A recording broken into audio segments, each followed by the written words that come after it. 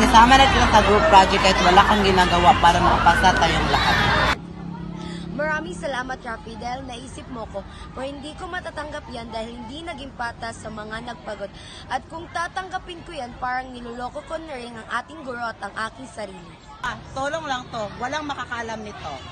Alam ni Lord at alam ng konsensya ko, mas pipiliin ko pang pumasa sa sarili kong gawa kahit mababa, kaysa pumasa sa daya. Pa tayo ng ibang paraan para makahabol ako ng walang daya. Tutulungan kita.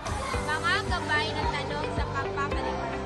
Number 1. Ano ang naging batayan mo upang piliin ang aksyong iyon? Ang batayan ko ay pagiging tapat. Sabi sa Biblia, ang timbangan ng mandaraya ay kasuklam-suklam sa Panginoon.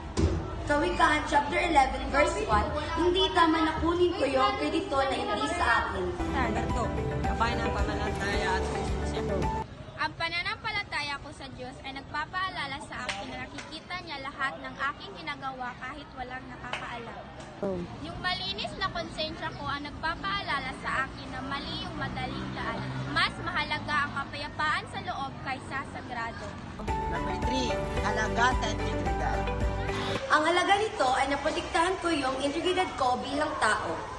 Ibig sabihin, nanindigan ako sa tama kahit mahirap. Sa gantong paraan, nirespeto ko yung sarili ko, yung mga kaklase kong naghirap at pinapakita ko yung pananampalataya ko sa gawa.